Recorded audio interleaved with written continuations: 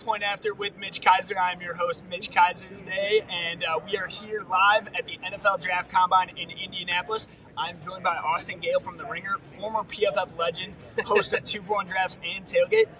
Good pal of mine. Austin, how you doing, man? Doing great, man. I'm happy to be a PFF legend. I miss Tailgate. That pod was great. The pod was so good. One of my favorite podcasts of all time. The best was the Tailgate Tour. The Tailgate Tour. Was that 2021? Yeah. We were at the first Ohio State game at home out of COVID when they played Oregon and they lost. Yeah. That was incredible. Didn't play that game. No. The receivers they had, I think it was Garrett Wilson we saw. Stroud had not hit his stride yet. No. It's kind of like, it was still an electric game. Yeah, either way. So, yeah, thanks for coming on, man. Appreciate you here. You are a Las Vegas Raiders fan now, so I know you're not the one making the pick. But we know it's going to be Mendoza. Yeah. No other chances in your mind. You're not trading the pick. There's no package trade back. Here's where I'm at. I've been a Raiders fan my whole life. Season ticket holder with my dad for like 10 years. I know it's going to be Mendoza. It feels like it's going to be Mendoza. I do want, as the pre-draft process goes, it's so long, to hear that other teams are trying to trade up. I would love to just be like, they're hearing calls. There's people, just to know that like other teams are also in and on Mendoza as a. And you still got to go through the necessary steps. Right? All the pre-draft process. I think where I've kind of come to is that I kind of accept the limitations with Mendoza. He's not this like freaky athlete. He's not this freaky arm talent guy that you got with like a Caleb Williams or even like a Drake May. But I love the character. I love how like.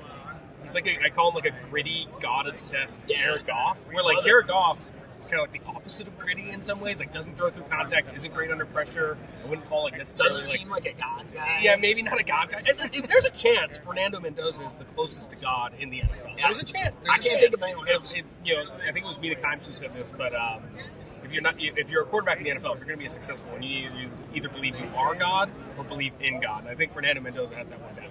No, I love that. I think they talked about that in the NBA draft too. Like, you have to believe you are the best player in the court at all times. Yes. I want to draft those players. I think for quarterback in the NFL, it's the same thing. Yeah. If you don't think you're the best, or at least like among the best in the league, because obviously you can have like Patrick Mahomes or whatever. But like, I think Mendoza's going to come in and truly believe he can be great. And I think you've seen that in Indiana as well.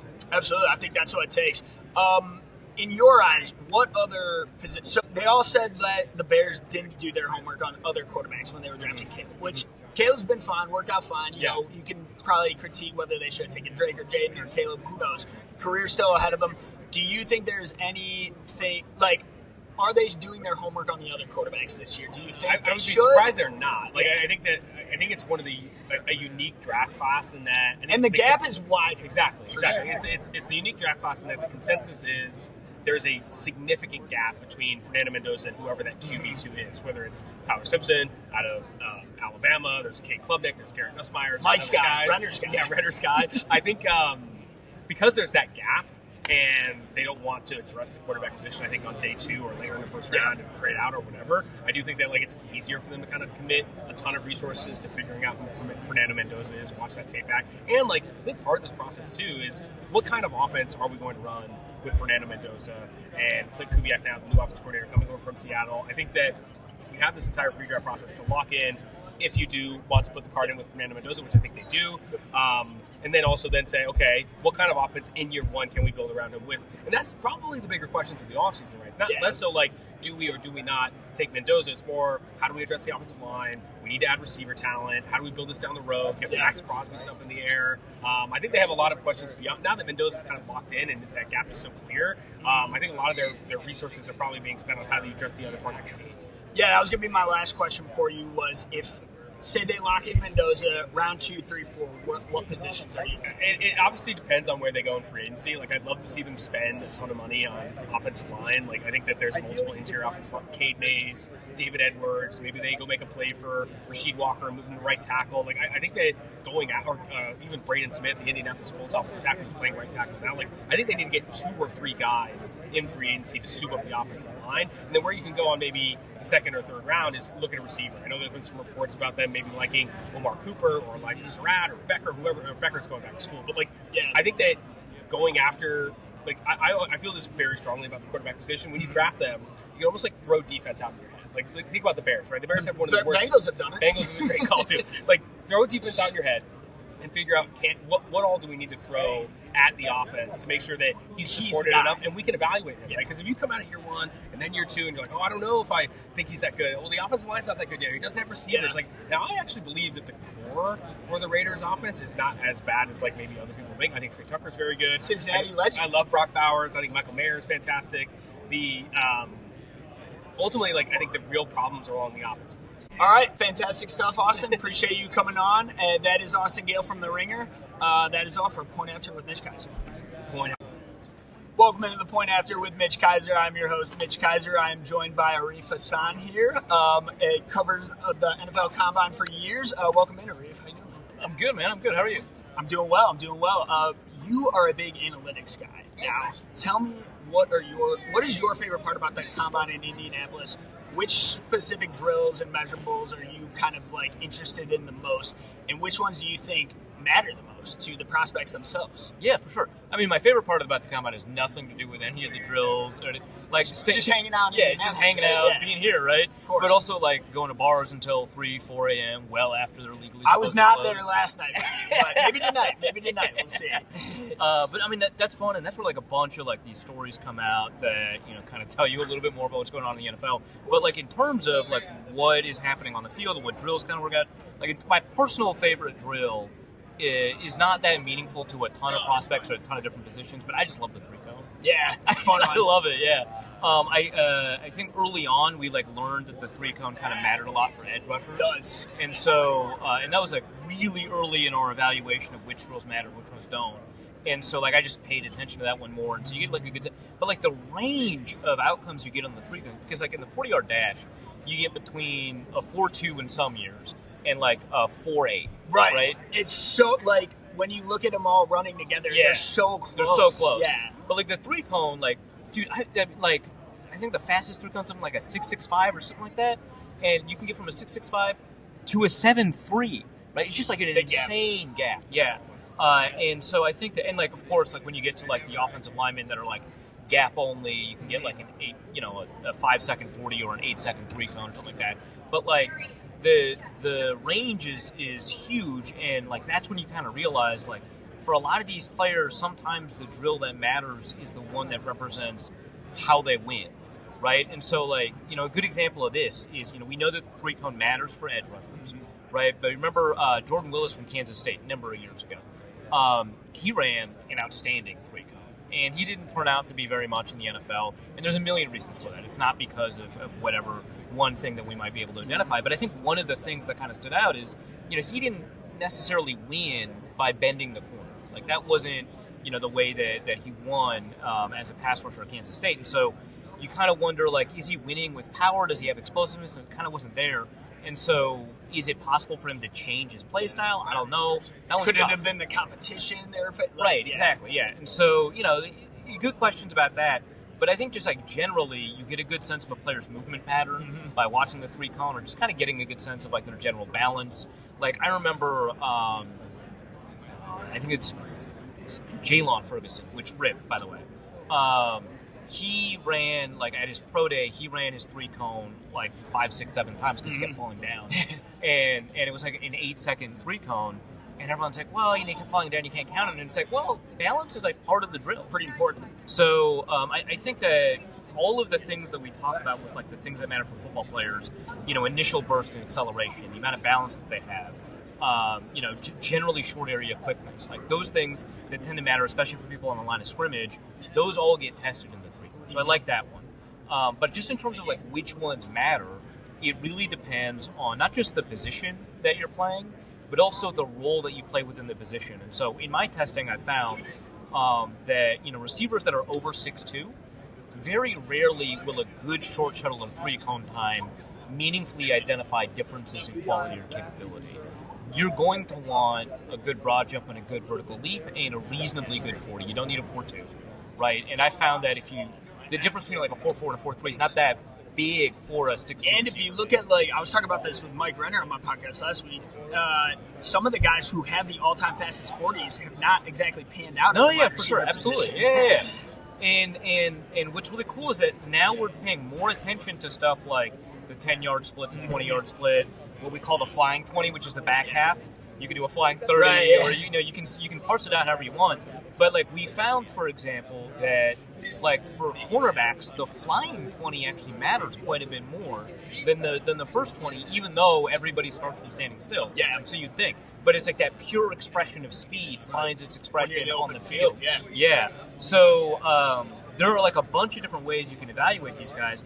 We found recently, and Josh Norris has been huge on this one, the short shuttle for offensive linemen, and especially interior offensive linemen, so centers and guards. The short shuttle matters a lot. But again, if you're looking for guards, and now everybody does both, so it kind of doesn't matter. But like if you're only looking for guards that can do kind of like power gap style run blocking, the short shuttle is not going to be as effective in kind of identifying those guys. Whereas, if you're zone guys, you really want to make sure that they've got that short area quickness. So sometimes playing style matters. I think generally speaking, I would be doing myself a disservice if I were GM and grabbing a guard or a center with a short shuttle that was relatively slow for the position and size. But yeah, and then like the final thing is you want to adjust every one of these workouts for size. I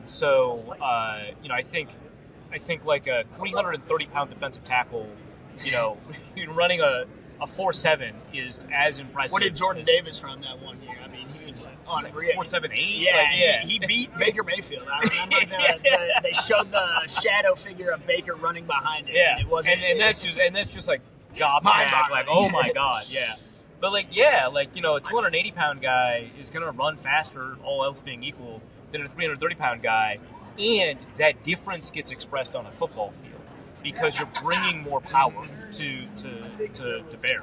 And so you do want to adjust a lot of these workouts for size. So like a bigger guy running a 3-cone, assuming we're at a position where the 3-cone matters, like offensive tackle, that's going to express itself in terms of their ability on the field. So a ton of different ways that these metrics can pan out. And I think even in a world where we've got, chip tracking and practice tracking and, load management and all that, like even in that world, some of these workouts still can tell us a lot about the movement patterns and capabilities of these athletes.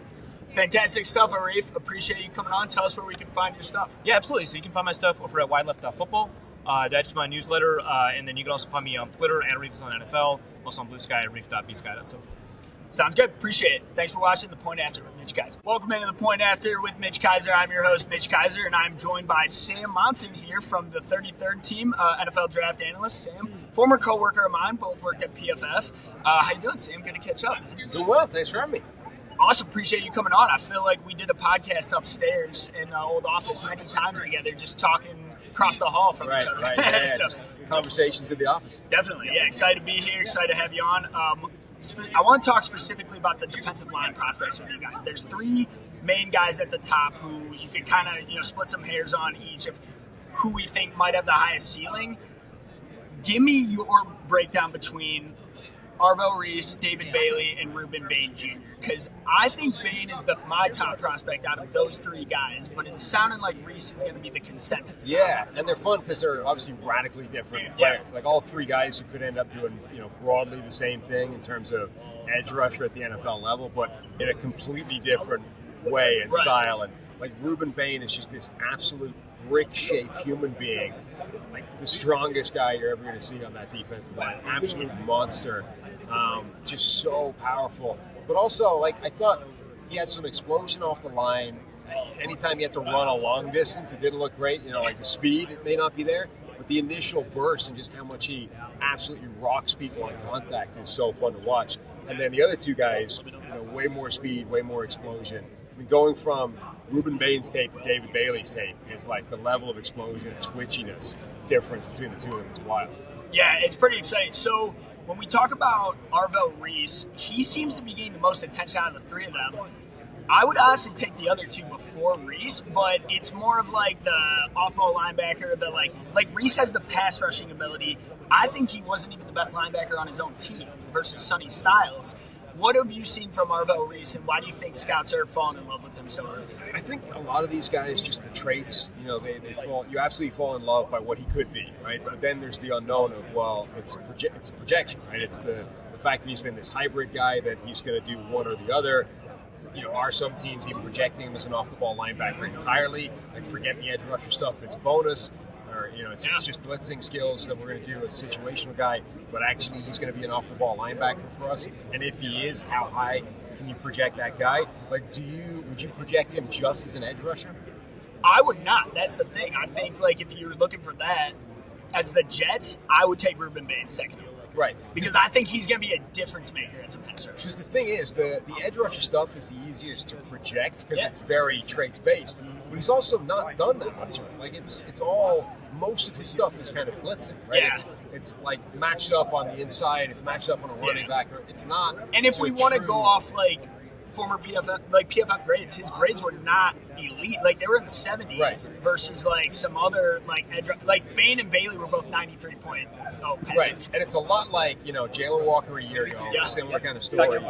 Or Micah Parsons and Abdul Carter. Like, those are the other guys that have been that sort of linebacker / defensive end hybrid projection.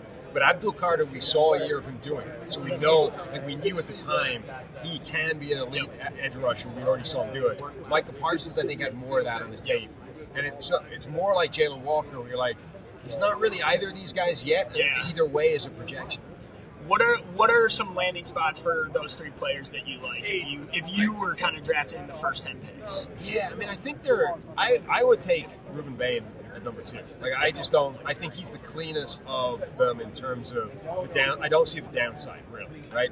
Unless he comes in with like 30-inch arms, right? Like something where it's so far of an outlier. You're like, I don't know if you saw that one play in the Ohio State game where he's got like no arms and he still got to the guy on the I know. run. That's the thing. Like, even there are so many plays where he basically just lowers his head and runs through a guy. It's like, I don't even care with his arm like this.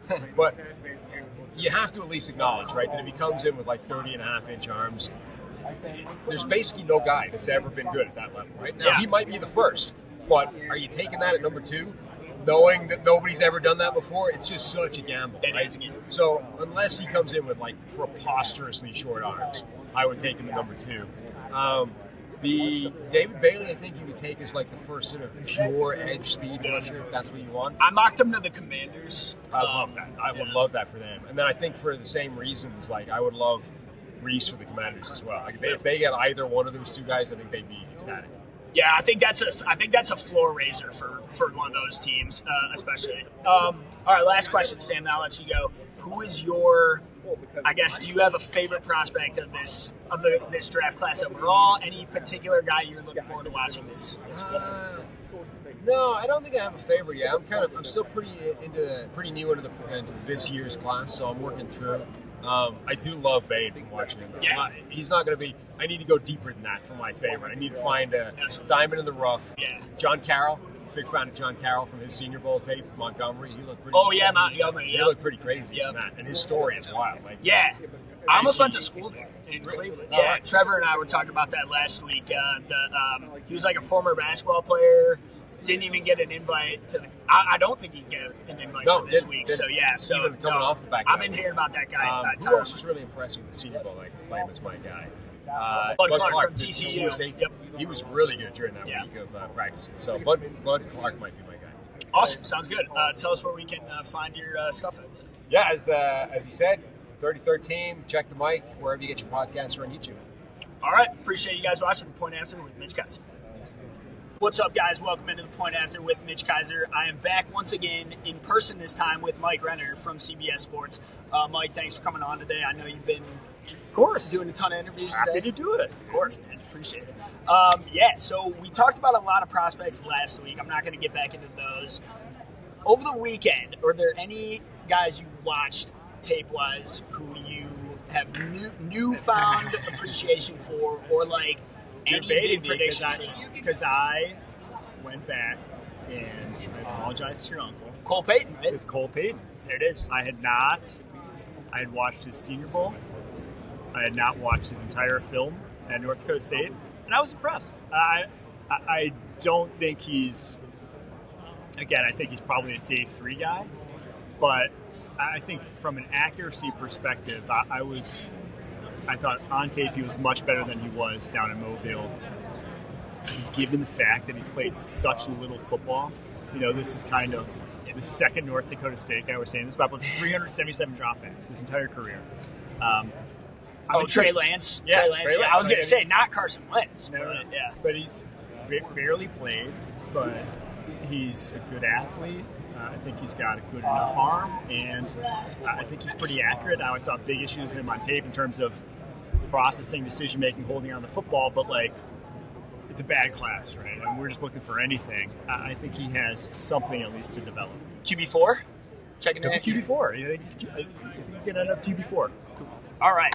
So tell me about Arvell Reese, because I know like he's kind of one of the top prospects here that a lot of people have got their eyes on.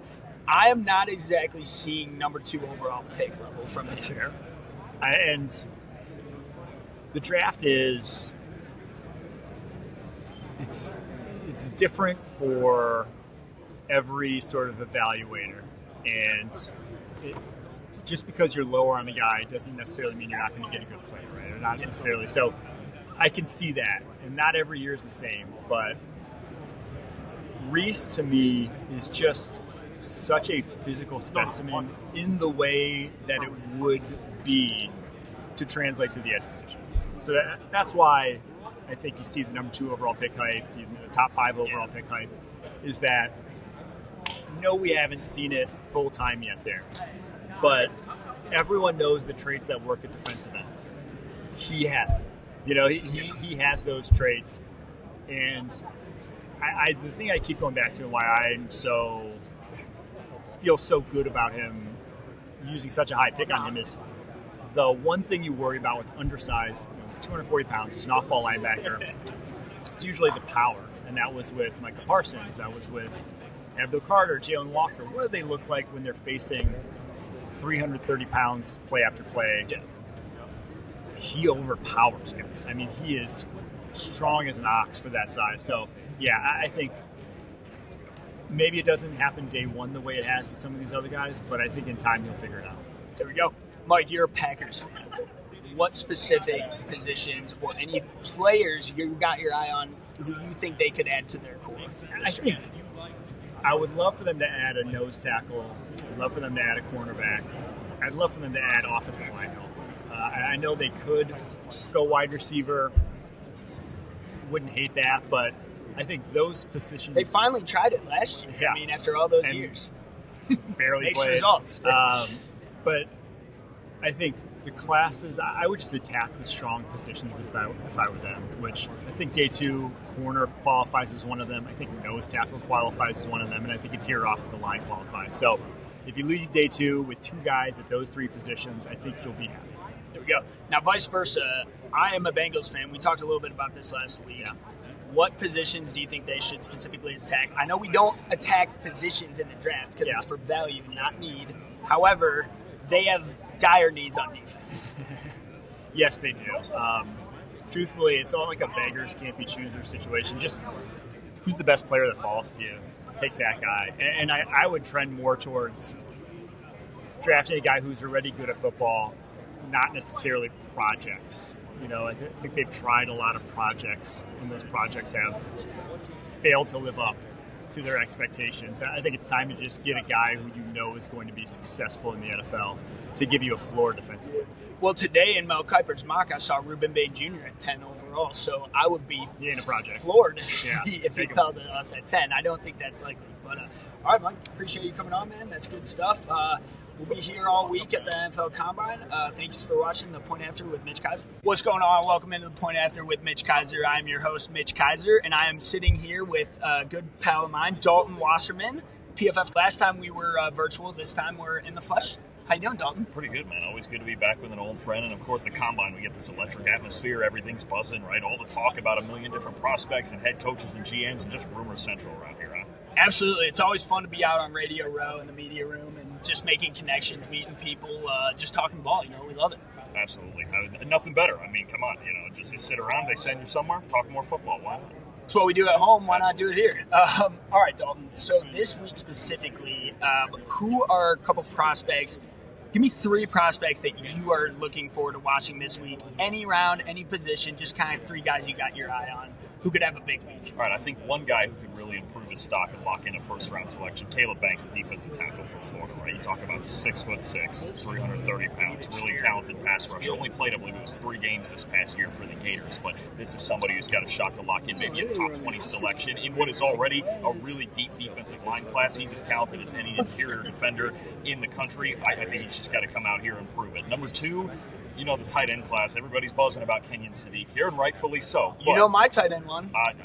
Eli Stowers from Vanderbilt, there we go. Right? Former quarterback, really good with Diego Pavia at New Mexico State and in Vanderbilt. And look, our PFF, our game athleticism scores, we have him in the high 90s pretty much every year, right? He's just one of the best athletes on any field he steps on, and he's so young in his development, too. He's only played tight end for like 2.5 years, so I'm curious to see how the athleticism holds up here. And a third guy who honestly was the best linebacker in college football this past year, right? Not at the top of all the draft boards, but maybe a day 2 pick, Jacob Rodriguez from Texas Tech, right? So instinctual, such a high football IQ, makes plays on the football constantly. Just want to see the athletic traits at least be above average, and he could lock in a top 100 selection.